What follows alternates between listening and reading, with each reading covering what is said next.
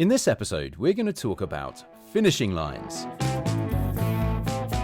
and the fact that the most important role of the finishing line is to get you over the start line. Talking to a dominatrix about the focusing power of a whip, where people cannot not be present when the whip is there. I've never done that stuff, but it's a way of focusing. It's a way of providing clarity. I sort of convinced, I was like, yeah, I've got this great idea. Is there any chance I come and see you in January when it'll be finished? And I didn't have anything at the time. And so obviously I put that in and I didn't do anything about it for a couple of months. Lo and behold, with a few weeks to go, I really worked something out. And by the meeting, I had a really nice prototype and a very nice idea. I think of finish lines and deadlines. What I call it is a fear-based fitness plan. So I sign up for an event and you have no option but to get in shape for it or you're going to fail. That works really well for me. Talking to a dominatrix about the focusing power of a whip, where people cannot not be present when the whip is there. And I've never done that stuff, but it's a way of focusing. It's a way of providing clarity. Hello and welcome to Sketchplanations, the podcast. In January 1982, Steve Callahan set sail alone from the south coast of Britain to cross the Atlantic in a small boat. When only 7 days out, a violent storm caused it to sink. Left with just an inflatable life raft and minimal supplies, Callahan survived for 76 days adrift in the Atlantic Ocean. Utilising his knowledge of survival techniques, he caught fish, collected rainwater, and rationed his provisions. Eventually, he was spotted and rescued by fishermen in the Caribbean, having drifted some 1,800 miles. Callahan's resourcefulness and determination make his survival an inspiring tale of human ingenuity. And so, as we embark on another podcast adventure together, we implore you to be prepared. Plan for the worst, hope for the best. Pack suitable emergency rations, and remember the words of John Wayne. Life is tough, but it's tougher if you're stupid. I'm Rob Bell. I can light a fire. And joining me once again on this journey into the pretty well known, it's head hunter-gatherer John O'Hay and master whittler Tom Pellereau. Hello, my friends. How are we? Hello. Very well, thank you. Yeah, very good. How do you guys feel about stories of survival? You mentioned about stories of inspiration. I thought that's quite, they were quite inspiring, aren't they? You're like, wow, I'd not heard that one. It sounds mental. I hadn't. And I looked up quite a few stories of survival like that. And some were a bit more grisly. So I chose not to go into those at the beginning of the podcast. But yeah, this chap, Steve Callahan, and he wrote a book about it, as you definitely would. And lectures on survival and kind of the lessons from that as well. And I think you're right. If you were to go and hear someone speak about that, you'd be very hard pushed not to. I would be very hard pushed not to come away really inspired by those people. In terms of setting up an interesting story, just mention the first two lines of it, and you're like, okay, I want to hear what happened. How is this guy standing in front of me now? Yeah. Really good. And there's loads of great films and books that have come out of survival stories as well, right? Some fictional, like I think Life of Pi was fictional, right? But a lot are based on real events. So I'm thinking 127 Hours. Aaron Ralston, I think his name was. He was out hiking. Got his arm under a boulder. Yeah. And we all know what happened to that, right? There's Alive, the story of the Uruguayan rugby team plane crash in the Andes. In fact, that's recently been remade into a film called Society of the Snow, which I thought was better than the original Alive. It's excellent if you have a chance. The Revenant, with what's his face? DiCaprio. I didn't realise at the time, but that was based on the story of it's based on a true story of an American frontiersman and fur trapper. Touching the Void, Everest, there's loads and loads. Yeah. I think a lot of the US is sort of their foundational tales, like Lewis and Clark trekking across the US. And it must have been staggering journeys that going across unknown land over mountains, just rafting down a river where you don't know where it's gonna go, if there's gonna be a waterfall around the corner or something. Incredible journeys. I've never been anywhere that's uncharted, right? that's not on a map somewhere. I'm pretty sure I haven't. Not many people do. Right? No, not now. It's quite hard. You've basically got a satellite image from Google Maps of everywhere you go. But there was a time when that's what people did. You know, I did a documentary on Francis Drake going around the south of South America and not wanting to go right around the Cape, so kind of plotting away through all these islands. But you don't know what's there because no one's been there or no one's mapped it before. No one's there to tell you, "Oh, look out for this." Oh, it's mad, absolutely mad. Exploring the bottom of the ocean or cave systems still have a little bit of that. Yeah. Where you might go, nobody has ever been here, but you have to go pretty mental to find those places, I think, these days. Yeah, quite extreme. I was thinking of, I mean, it's fictional, but The Martian was quite a good survival tale. That was good. Yeah, like on your own on Mars. Now what? I thought that was pretty good. That was really clever because it felt like it was possible as well. Like a lot of what they were doing felt semi-realistic, maybe hyper-realistic. Which I think is why I enjoyed it so much, because it was science fiction, but it felt quite close to reality. Quite sciencey. Quite sciencey, a little bit fictiony. For more technical speech, there's a new genre there. There's a new genre of film Sciencey category. fictiony. Yeah. I mean, what are the fundamentals of survival? Well, instead of me saying that, my son Jack has turned 11 today, and he would love to give his answers. Well, having survived 11 years, Jack. All right, Jack, what are the fundamentals of survival? Shelter, a fire, and some hunting gear. And if you haven't got that, then what? Hide up in a tree. Brilliant. You heard it here first, guys. Nice one, Jack. Thank you very much, buddy. Bye. I mean, can you guys think of times when you've had to click into survival mode? I mean, I've never been adrift in the Atlantic Ocean, thank goodness. No. It's all relative, right? So don't hold back because it isn't adrift alone in the Atlantic. or caught in a snowdrift on the way to the North Pole. I was trying to think when you said survival. I was trying to think, what survival skills do I have? And I was thinking maybe my best survival skill is the skills to plan so you don't have to be in survival mode. Very good, Jono. Yeah. Very good. like making realistic choices, sensible plans, taking the right stuff, marrying letting people know where you're going. It's very good. Yeah, having a partner who will look after you when the going gets tough. Keeping track of time. Hiring guides who know the area.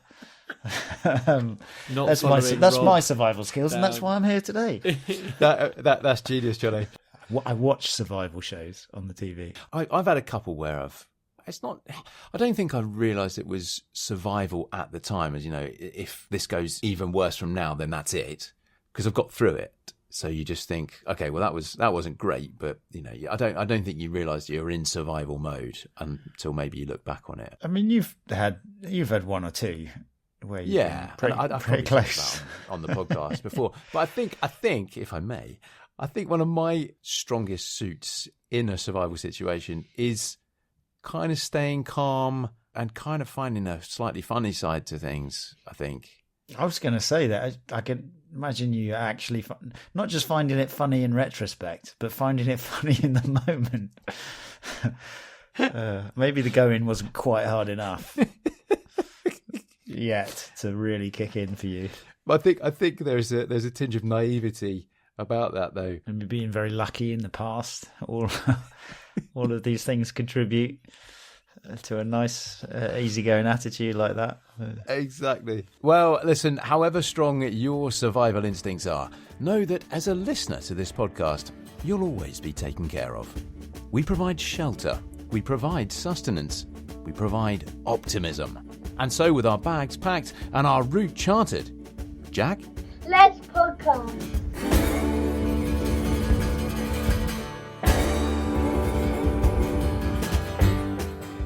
In this episode, we're going to talk about finishing lines and the fact that the most important role of the finishing line is to get you over the start line.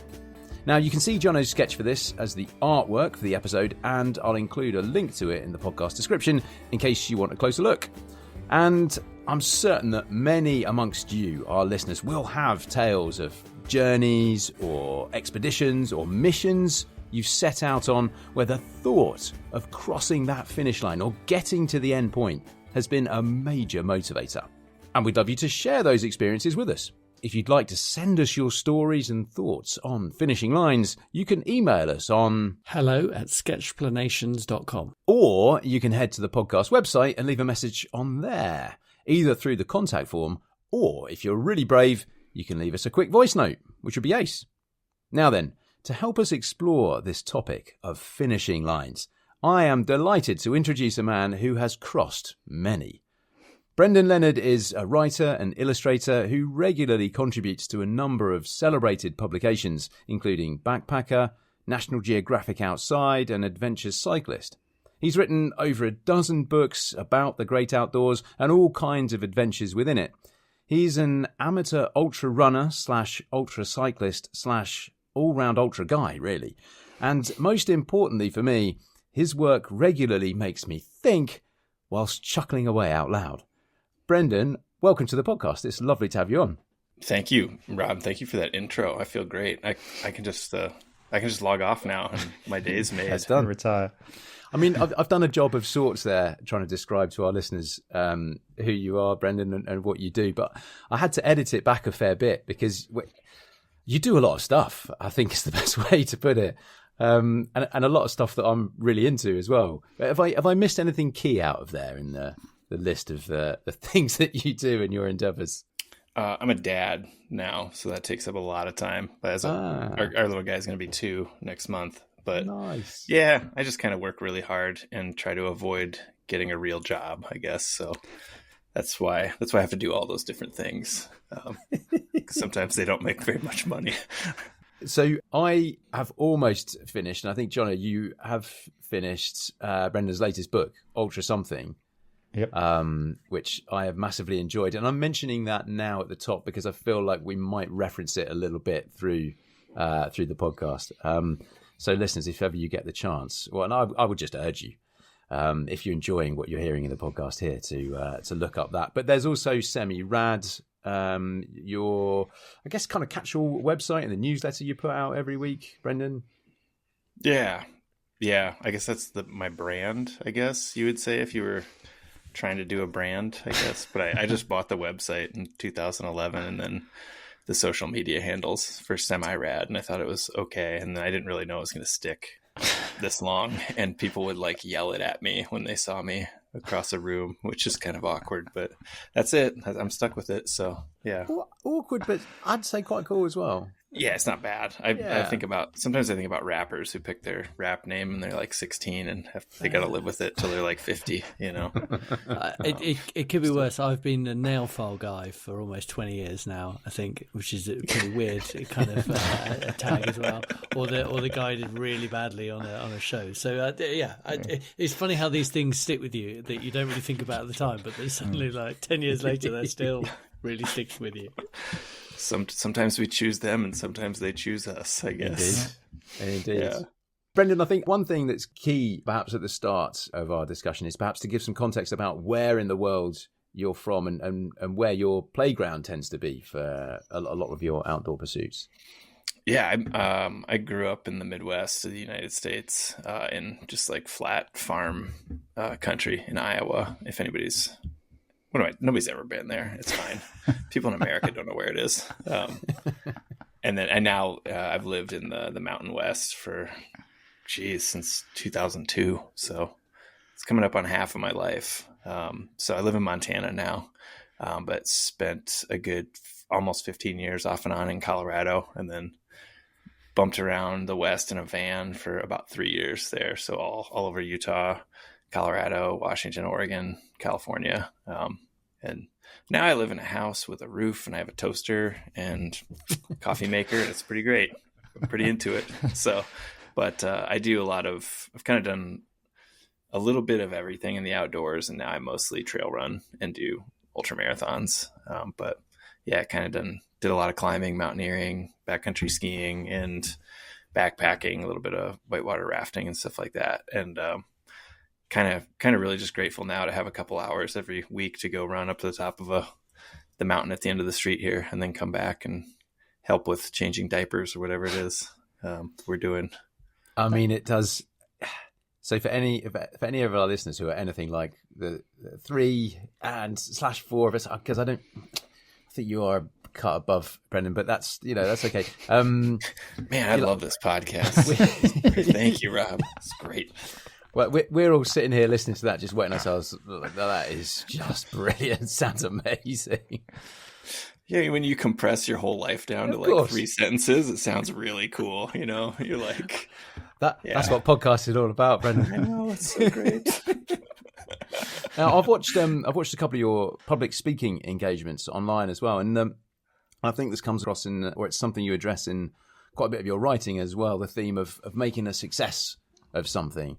It feels like to be a strong element to me of what you communicate about. And correct me if I'm wrong, I think a lot of that relates to outdoor pursuits, but maybe even more relates to making the success of being creative and just being creative and getting your stuff out there. Yeah, I think I teach writing workshops. I teach a writing workshop every year, and I think the thing I run into while talking to people who want to write a book or even just a short story, or just the people who are either in my class or message me online, to ask for a little bit of advice or whatever, is that people's biggest obstacle is kind of giving themselves permission to do something. And oftentimes to just do it badly at first. I don't know how much profanity you guys use in this podcast, but if people are looking for a starting point, I'm always like, make a piece of shit. Yep. Just do that. Make a bad thing. And then you have somewhere, at least you've got something, but to start is the hardest thing for so many people. And we avoid that. And it's true in, running, it's true in making art, writing, any of these things. And like, it's pretty easy to, actually, I wouldn't say it's easy, but my experience is mostly learning by doing just everything, which involves a lot of failure at the beginning, or the, what a lot of people would, I guess, call failure. But Brendan, I've been enjoying a lot of your material for a long time, but the thing that made me reach out to you, I was looking back, was actually you did a series on Make It, and it was like 25 thoughts about making and creating. And I think you made a book of that. Was it 50 Myths and Truths About Creating? Yeah, and that, I love all the outdoor stuff, but actually that was the one, that series was what made me go, actually, I felt like you were talking to me there throughout that. Oh, I appreciate that, because I don't think that's a minority of the people who follow me, and I wish I could do more of that, because I think about that all the time. And like, oh, really? Yeah, the outdoor stuff is like just kind of like how I basically make a living, and I would rather talk to people about creativity and art all the time, but I'm just like, it's not quite paying the bill. It's not going to pay the bills. Right? Yeah, that book, enough. That book, I've given away copies. I don't know if I've even sold 1,000 copies, but it's one of those things where I'm like, I just self-published it. I'm like, this is out there if you want it, and I don't need to sell 1,000 copies of it. It'll keep, sort of timeless thing. I feel like it's just kind of talking smack to you. Like, just start, it's like 50 different ways, don't be afraid, go for it. Everybody has imposter syndrome, in more nuanced ways for sure, but it will get some people started, right? Though, you don't have to influencing 1,000 people's lives, or 500 or 10 is good, right? Yeah, I hope so. Yeah, for sure. All three of us, Brendan, have kind of been in that position before, where you're maybe slightly nervous about getting something out that you've created, and you're going to put it out, and it's like, oh, is it absolutely ready? Should I spend another 2 weeks on this, making it right? And all three of us in our creative endeavours have done that of sorts. And you call it failures or whatever. You do learn loads very, very quickly about how this can be improved. Oh, yes, I should have done that. And I'm sure this is part of what you talk about. Is you can't give yourself a hard time for that. You just got to keep riding that wave and taking it on. Yeah. It's funny you should say that, because I did all these things to self-publish this new book, Ultra Something. And it was like, it was all me. I did all the illustrations, I did all the layout, everything, got the publicity going to this book tour. Everything's me, and I had this paid an editor, to help me developmentally edit the book, but that was the only cost. And everything was like, it just had to come together by May 23rd. Huh? And it did. And I was like sitting there signing copies of it to drop off at this warehouse where they ship the signed copies. And I like flipped through a page and I was like, oh my God, these quotation marks are upside down. It's this one, it's on like page 7. And I was like, oh yeah, page 7. Yeah, I did pick up on that actually. yeah, did you? I think maybe page 9. I don't know. It's in the first 10 pages. And I was just like, I could go back in. And the way books are distributed here, I'd have to go correct it in 2 different places. And then the book would not be available for like 72 hours. And I was like, you know what? That's just the way it's going to be. It's going to be like that. Yeah. Good enough. Yeah. But I mean, that's, all the things you want to pay attention to, that's probably the least of the problems. It's like, it's one little thing, Yeah. And of course, my dad will find a typo in the book at some point when he's reading it and tell me about it, But that's what dads are there for, right? And we will use constructive, in inverted commas here, the constructive criticism from a dad. Yeah, exactly. But we've all done it, right, Tommy? We've talked about this in previous episodes, with your products. When is it ready to go? Jono, with your sketches, how long do you spend on this? And even getting started in the first place, editing and producing this podcast and getting that out. If I haven't listened back to our first episode, but it'd be different. Ooh, that's a good Not idea. for a while anyway. It's done. That's the fun of it. I think you can wait until you're like, think everything's perfect, and you might wait forever, I'm certainly not going to wait around until I'm a good artist, because that's just not going to happen. So like, can I get the idea across in the sketch? Is it okay? Do people understand it? Sure. Good enough then. Once you've done it once or twice, right? And your hair hasn't set on fire and nobody's beating you up in the street because of it. I do find you get more and more confidence to do more and not be as scared the next time. Yeah, for sure. And I'm sure you guys have a little bit of this with the podcast and even the book, Baby Jono, but it's like, people say it's a launch, and it just like, I'm like, it's not really a launch. It's more like this plane that's just like trying to take off on this runway, and it's like barely going to clear the trees. And for most of us, you're going to fail pretty small, right? Like, if it doesn't go quite right, it's not like the whole world is going to notice. Like Taylor Swift, that's a launch, right? Like a lot of people are listening the first minute that's out, but like for most of us, it's like going to be a slow thing, and you don't have a big audience at first. Yeah. Hello, I made a book. Right. Hey, I know. Hey, would you like to read it? I said it was launching. It's launching. No, okay. Well, listen, Brendan, we are delighted to have you on the podcast. But so let's get cracking on with this week's headline sketch called Finishing Lines. So I guess first of all, in time-honoured tradition, Jono, can you please describe your Finishing Lines sketchplanation and tell us a bit about where your inspiration for it came from?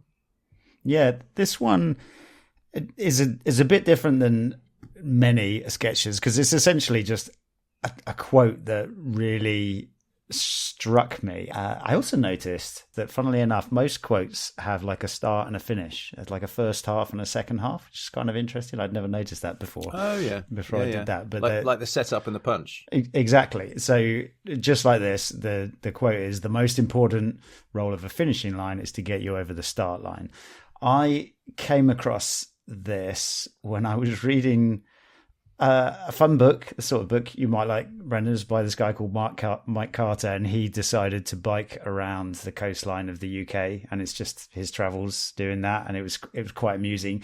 And he happened to take this ferry down in the southwest of England, and the guy who was running the ferry happened to be Stevie Smith, and they got talking, and Stevie said that he was one of the 2 people who embarked on a human-powered journey around the world, which they called Expedition 360. And so they had to get there all around on their own steam.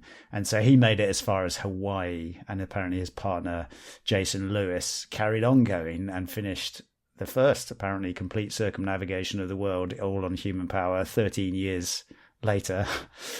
But anyway, for me, when I saw this quote, I just thought it was so interesting, because it was sort of counterintuitive in some ways to me. Like, I think it's so easy to think about the finish line as being the race and you're aiming towards the finish line, but actually the finish, that bit doesn't even matter. The point is the idea of a finishing line is what even got you out the first time lacing up your trainers or getting on your bike for the training. And so that's what's in the sketch, is somebody thinking about the finishing line, which is actually getting them outdoors in the first place. So simple as that. So Brendan, how do you interpret this philosophy of using that finishing line as the motivator for a project or for training for a race, or it could be any kind of endeavor, really, I guess? Yeah. I think of finish lines and deadlines that work like this for me. And one of the things that what I call it is a fear-based fitness plan. So not like, I want to lose weight, or I want to like run faster, or like whatever. It's more like I sign up for an event, or I commit to some sort of adventure with a friend, and you have no option but to get in shape for it, or you're just not you're gonna fail. And that works really well for me. So there's that finish line where, okay, I have to finish running a half marathon or a marathon or whatever it is. And you're not just doing that off the couch. So you have to, maybe it's 3 months away, and you have to start training, or you have to put together some sort of plan. So that's always worked for me. And I think that's why this particular sketch really resonates with me. And I recommend it to everyone, honestly. It's like one of those things, like I can definitely look in the mirror and be like, yeah, I'm doing okay. I look okay, right? I give myself a lot of leeway in that. But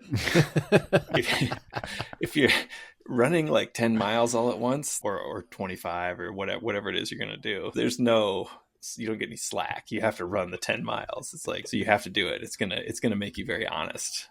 It's a lot better than, I'm good. I'm in good shape. It'll prove to you if you are or not. So that's the way I think of it. Brendan, I have, there's a sketch about forcing functions, and the example I used for forcing functions was exactly that. Was a marathon, and it has a picture of somebody going from a couch and then basically scared about the prospect of a marathon coming up and where they have to get to, and that just forces you to be ready. And as you say, it's just incredibly effective.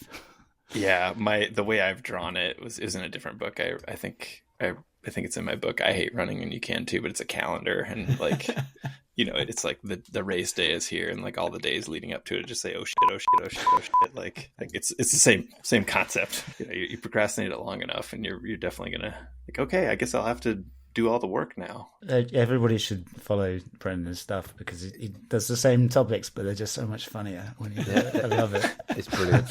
I don't know about that. Yeah, it's so good. Yeah, thank you so hard. You are a humorist as well, John. Thank you. A wry smile. Brendan's, I'm like laughing out loud. I Hate Running and You Can Too is one of the best book titles I've ever seen. John showed it to me when I was with him recently. That's so good. It is brilliant, and that is definitely how I would just kind of describe my relationship with running. I don't really enjoy it. I love running with a friend. I love running if it means something to me, and I'm training for something that it's gonna be meaningful in some way or another. But I don't kind of get up and go, yes, can't wait to get out and go for a run. I never do that. So if I didn't have something booked in, if I didn't have a finish line out there waiting for me, I wouldn't go out and run. But it's important to me that I'm physically fit and that I'm healthy. So that is the only way I can do that, is by booking in finish line races throughout the year. I'm with you. I think that's very interesting, because I think a lot of people would look at the three of you certainly and go, they must love running. They must really love running because they spent so much of their life running. And so therefore, when I go out for a run, and I really don't like running, and I don't do it very often, and I don't put enough finish lines in, but I kind of go out and go, I'm not enjoying this. Clearly it's just not for me. Like, Rob must really love running. And to hear you say, nah, I'm not bothered either, I don't. It's like, oh, okay. So actually no one really likes it. It's just a good thing to do. Let me give you 2 quotes from Brendan's latest book, Ultra Something. You are describing a race, and it's an ultra race, so more than 26 miles. And in this case, it's going to either have been a 50 mile or a 100 mile. And you were talking about another lady, and she said she ran because it was fun. I ran because it was not fun. That was your take on it, Brendan. And there's another one that I absolutely loved about this is I just wanted to go and move on the trail for a few hours and do something difficult. Describing why you wanted to go out and go for a run. I love it. I get it. But it's hard to explain. The first quote it's about my wife. Oh, it's about your wife. Right, yeah. Yes. And I have friends who love running too, and we're friends, but we're not going to get that close. Because I'm like, really? You'd rather? What's wrong with That's what you want to do first thing? You don't want to sit around and drink some coffee and like. My okay, wife really enjoys running as well. Sarah really loves Yeah. going out for a run. Why? Super weird. Yeah, I don't know. I think there's like this. I don't like work either. But Yeah. I can't not do that because of I have to pay for the house and stuff, and we would starve. So that's. But I don't know. It's like I think there's just value in doing hard things that you don't like, no matter what they are. At least that's a lie I've been telling myself for like 30 some years now. Well, no, because then it feels that I don't know, there's a sense of virtue about it. I think that I enjoy, and that's fine. And I'm so happy to be honest about that. I get quite a lot from that feeling of virtue, having done something. Either it's gone for a hard training run, or I've completed. For me, it's marathon running and trying to do it faster. So kind of different kind of style of running to you, Brendan. When it comes to running, anyway, and when I achieve that, I feel great. And that's there for a few days, and then that's gone, and then you have to book in for another one. Yeah, or you hope that like the self-inflicted adversity helps you deal with real adversity in some way, where you're like, oh, okay, this isn't going to be the hardest thing I've ever done. When life does, blow up on you in some way, you hope that those lessons you learn will help. I'm not sure if that's always true, but there's definitely something that I relate to there as well, because it's when you do put yourself in that real difficult position, that is an experience, and you'll be having emotions and a physical feeling that you don't get that often in life, really. You really have to kind of go and seek those difficult experiences out and make them happen.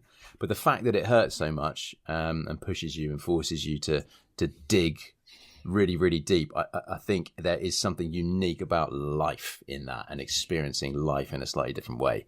And so it's quite nice to go and look for it. Yeah. Otherwise it just can bleed together into this like, so what did we do? What did we do in last year? What did we actually do besides check emails and watch shows and live day to day? But if you have these things to break it up, and like something, you just need something really, really painful. That's what you need to do. It's like, and then you're just miserable, and you're like, why am I doing this? And your friend who's with you is like, you actually paid $300 to do this. And you're like, shut up, man. I don't, it's all ridiculous. And then you get done. You're like, thank God I don't have to do that again. And you go back to your life that's your answering emails and sign up for another one. Yeah, and then you sign up for another one several months later because you forgot how much it sucked. But I think the important thing about this sketch here with finishing lines is it doesn't have to be a physical experience or race, Nope. So I mean, Tommy, I was going to ask you about where, or if you've ever used the visualization of the end of something or the completion of something, like getting this finished as the motivation to get you going on it in the first place. I've had a couple in my kind of work life where Sainsbury's. So I'm Brendan. I'm an inventor. I create products for consumer products, and I was selling to a very big retailer in the UK, Sainsbury's. I was selling them a nail file, and I just had a baby, and I was like, I'm pretty sure I can come up with a baby idea. So I managed to get the contact details of the baby buyer, and I sort of convinced. I was like, yeah, I've got this great idea. Is there any chance I can come and see you in January when it'll be finished? And I didn't have anything at the time. I had literally no idea, but I was like, I reckon 4 or 5 months I can get something working. So I put this deadline. It was like the 10th of January. I was meeting her, and so obviously I put that in, and I didn't do anything about it for a couple of months, and then 3 months. You're like, oh, I've still got that meeting. I don't have anything, but I also don't want to cancel it. So I'm pretty certain. And, lo and behold, with a few weeks to go, I really worked something out. And by the meeting, I had a really nice prototype and a very nice idea. That's the nipper clipper, Jono. That's the baby nail clipper that 10 years later is still good. selling very well. The prototype just about held together in the meeting and didn't break, which was fortunate. And it turned out to be a pretty good product. And then lastly, we had our meeting today of when we are going to launch 7 to 10 new products next year. So it's like we've put that stake in the ground, and that's the finish line. And then we've worked back all the things that have to happen. And today we had to have a meeting for a certain part of that stage in order to meet that deadline. And some of you's job is to hold us to this. And that's our finish line. So it's incredible timing that we're talking about this evening. Brilliant. And I knew you would have those things, Tommy. This is another I beauty didn't of 5 minutes Jono's ago, sketches. but luckily they've come. No, to but me. you're That's a quick thinker like that, Tommy. That's what we like. We like keeping everyone on their toes. I think that just goes to show you, and I hope for our listeners as well, we are talking about running races a lot here, but this kind of finishing line concept, it needs to have some kind of meaning. It needs to matter to you, but having that deadline, whatever that might be, or a physical end to it, can get you off the couch and get you going. Whenever I do writing, it's typically because I've got some public speaking to do, and it's normally it's months in advance I get booked for it, and then it's always 2 days before I'm absolutely panicking trying to get this together, because that motivation of standing up there and not having something good to say in front of a number of people is a horrible feeling. And when you've only got 2 days, you're like, right, yep, I've got the motivation now, I've got the fear, let's do it, let's write. How do we get this sort of thinking into the goal of cleaning our garage? Like that's The jobs that never get done. Yeah, that's my white whale. Let's get the garage cleaned. So you've almost got to book something that's going to happen if you don't. Yeah. Like book the truck to arrive to take it away, or book a car to be delivered and there has to be space. Right. Or something. And Rob, I can't help thinking also along these lines, I wonder if baby's arriving, that 9 month period, which Rob, I think you're getting quite close towards the end of. How's that feeling for you at the moment? Yeah, there's stuff to be done. Yeah. It's probably going to happen. Both personally and within the house, there's stuff that I feel you have to become a better person. You've got 2 months. Rapido. Crikey. And imagine if baby's just arrived within like a couple of weeks. I think it would potentially be a very different place if you didn't have that 9 month finish line and deadline. They'd also be very small, from what I know. Yeah. Brendan, when I was reading Ultra something, with a lot of your stuff, like I hate running, how you can too, it's basically like this massive puzzle. It's almost like a Sherlock episode or something. I keep doing this thing that on all accounts I don't seem to enjoy, and yet I keep doing it.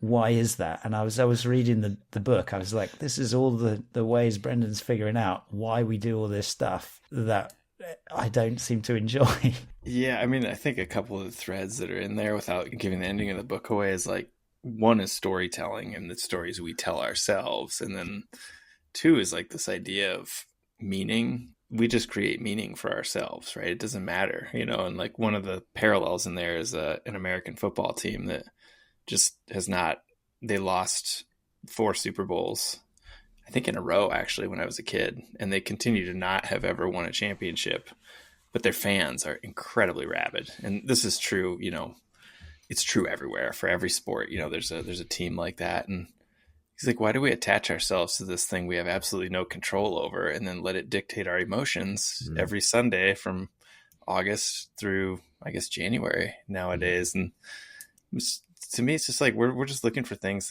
to give our lives meaning and to like wrap a narrative around. And some of us like go run around in circles for 100 miles or whatever. And some people keep going back to Buffalo, New York, and watching the football team and spending money on it and time. And like, I don't honestly think that either one is more meaningful or meaningless than the next one. And those are just touching the surface. There's just, I love most about human beings is just how you can just find somebody that's extremely passionate about anything, and I love those people, when you do find them, whether it's like model trains or football or baseball or running or whatever it is. And, we're all just, none of this stuff is essential to our survival. It's just interesting in a way.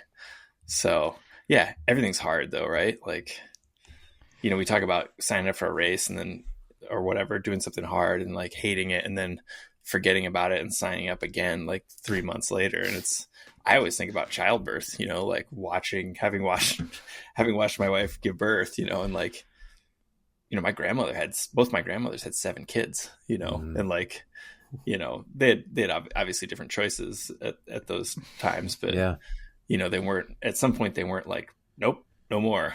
They were like, yeah, I could do another one. Sure. Steve. Yeah. Let's do Steve, and they, and you just forget about it. And you're like, it was awful. Oh my God, delivering that baby was awful. And then, yeah, okay, we could have another one. Let's go again. Yeah. Like to keep signing up for that. Like these ultra marathon races are nothing, man. So one of the most fun sort of assigning meaning thing that you did was the food marathon.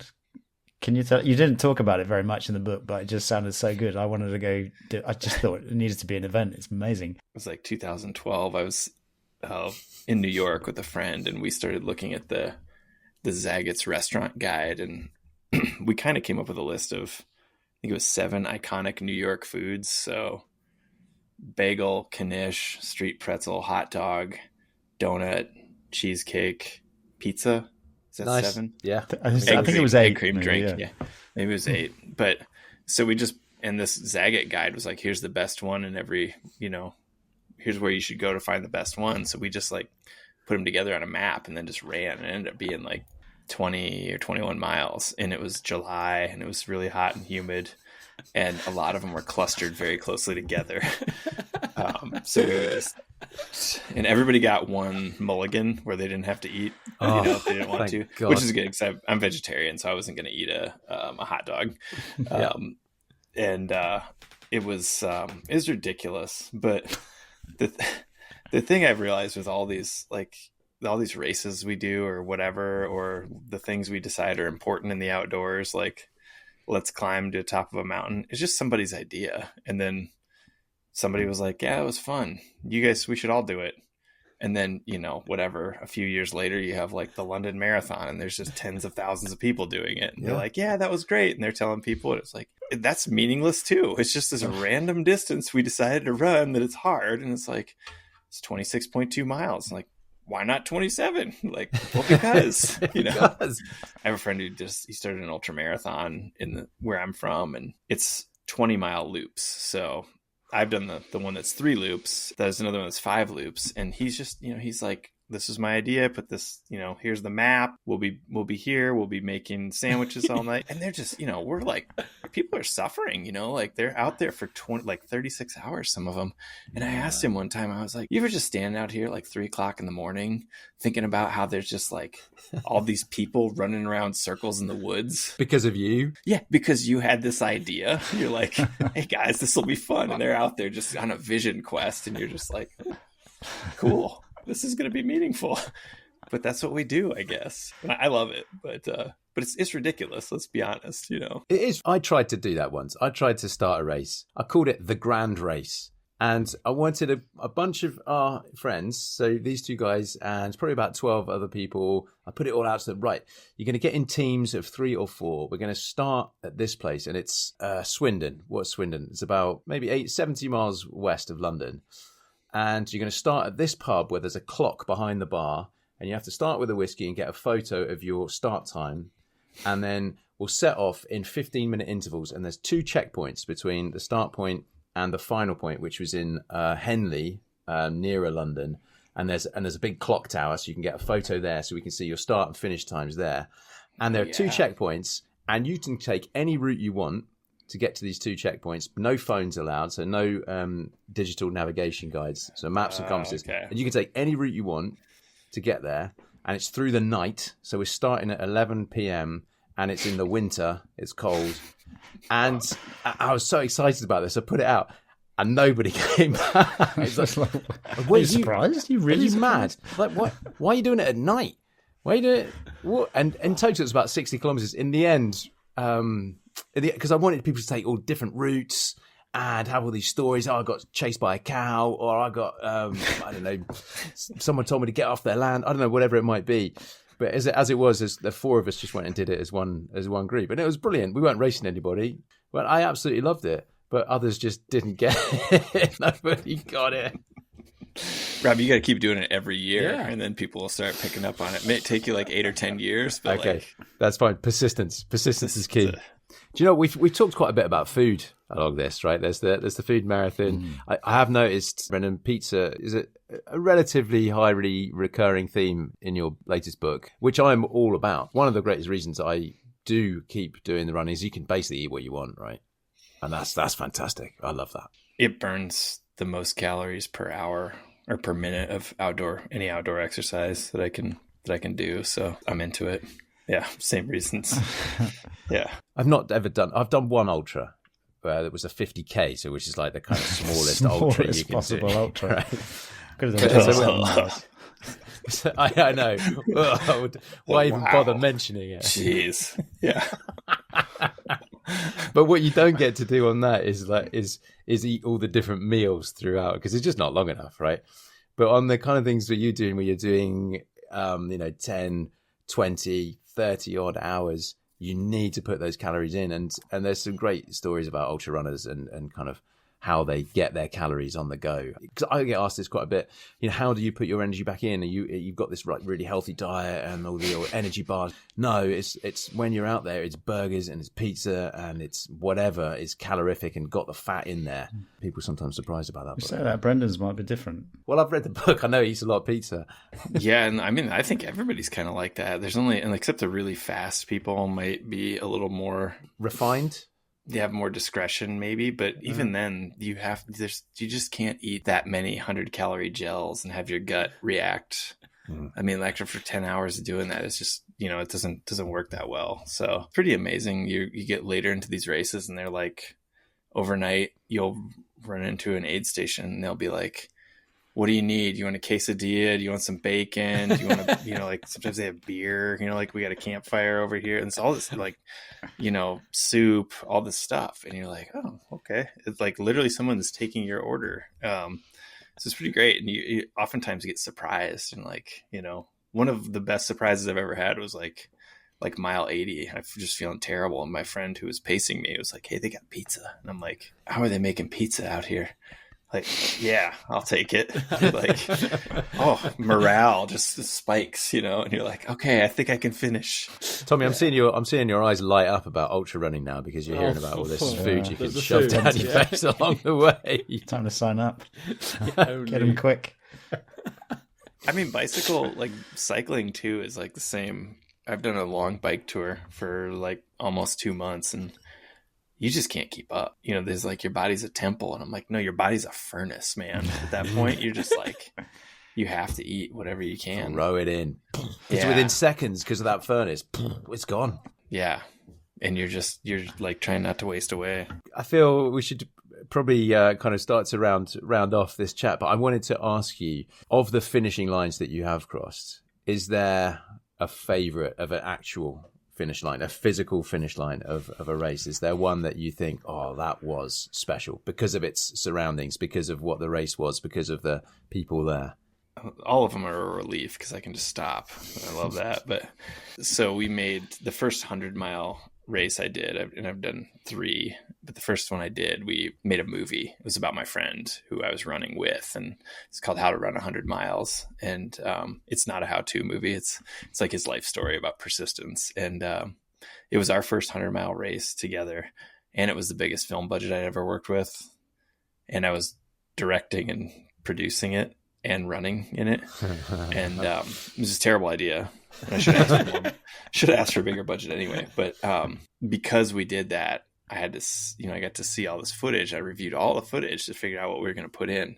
And the race director is the guy at that time, he's probably in his 50s or maybe early 60s, and had done a bunch of, he created the race and did all these, I think he created the race.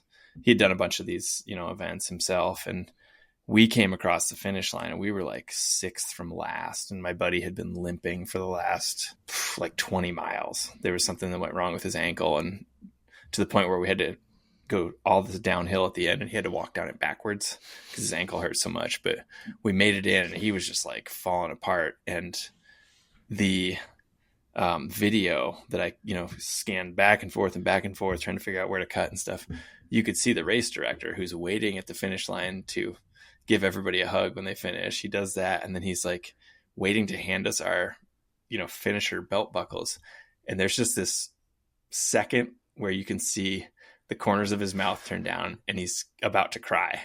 And then we cut to a different thing. Then I don't think he did that with everybody who came across the finish line, but I always have that image of Fred, the race director, who was like so visibly affected by my friend crossing and like, digging so deep to get across. So I guess that's the one I think of the most. And it speaks to the people who put on these events and how emotionally involved they are too. They're there to like watch you come across the finish line, and they stay up all night and all these things, but they really do care. And there's just this camaraderie, I guess, is like, it feels too light of a word, I guess, but that's kind of what it is, and they're there to help you push yourself and figure out what you're doing. But I've watched that. It's still on YouTube, and I'll just like rewind and be like, there it is, boom, pause it, and like, that's great, and then I move it on.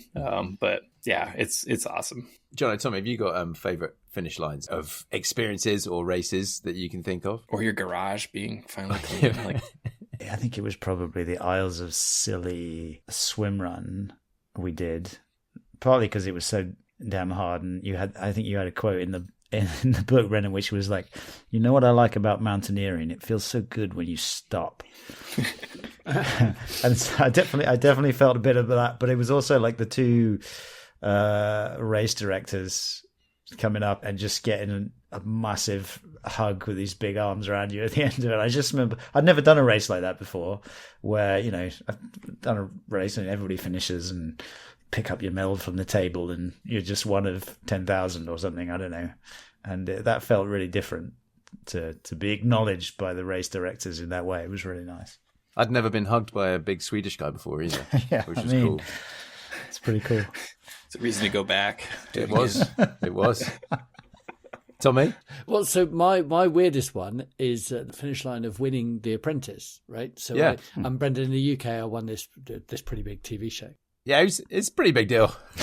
But when you win it, they record two endings. So I lost and then I won, right? And then you don't find out until 6 months later, roughly, when they air it, whether or not you are the winner or the second place. And so I was recorded winning it, but I'd also 5 minutes earlier just recorded losing it. So it wasn't like a really exciting finish line because I'd also just lost and then I'd won. I was like, well, it's sort of hollow victory. I don't know really what's going to happen.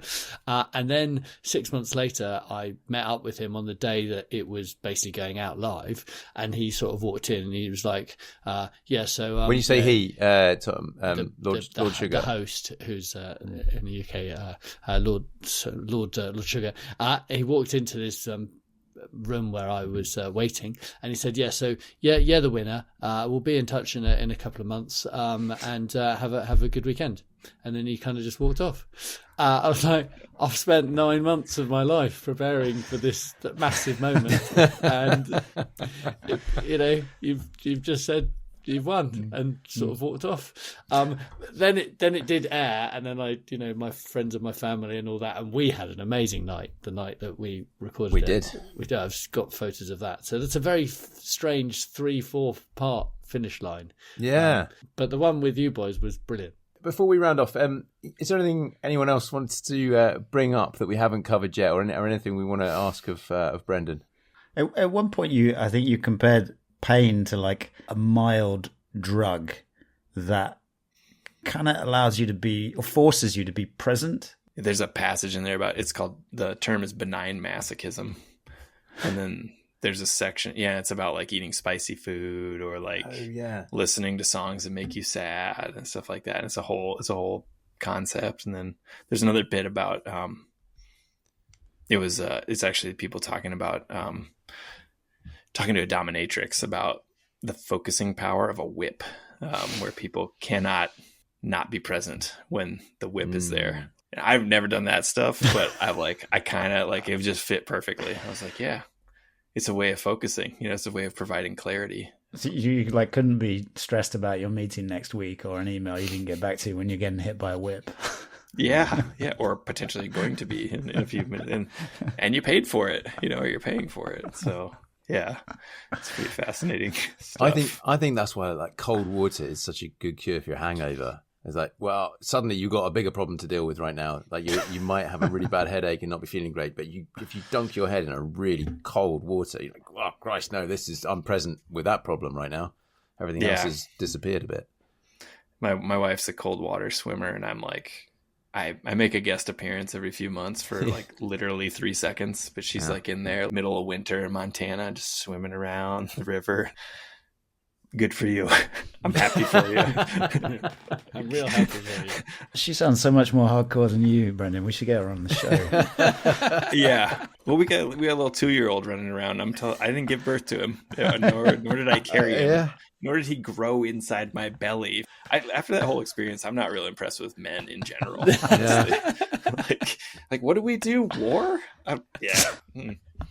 Listen, Brendan, where do people need to go if they want to follow your work and your adventures into your writings and your illustrations? And I'll leave it there for your filmmaking. It does go on and on and on. Where's the best place? Yeah, I think if you just Google semi-rad, that's probably my website's semirad.com, and all my social media handles are semi-rad. It's easier than spelling my name, I guess. But yeah, everything's there. Head there. I would urge listeners, if they've enjoyed our chat with Brendan, and even if not, I highly recommend that you just go to Semirad and sign up for his weekly newsletter. For me, it is 20 minutes of absolute pure joy every Friday. Brendan, I feel like I could sit and talk to you for hours more and bring up so many more stuff, but sadly, we do need to call it a day. Otherwise, there's a risk this becomes an ultra pod. It's so fun. It's so interesting hearing your perspective and all your experiences. We've talked about really, really pushing yourself hard, but you've got so much insight and entertainment to give people when you talk about it as well. So thank you so much for coming on.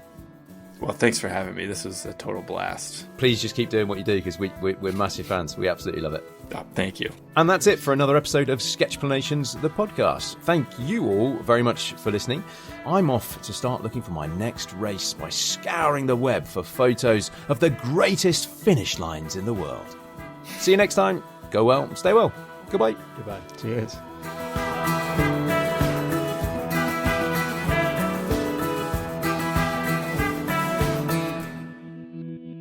All music on this podcast is sourced from the very talented Frank Cinelli. And you can find loads more tracks at frankcinelli.com.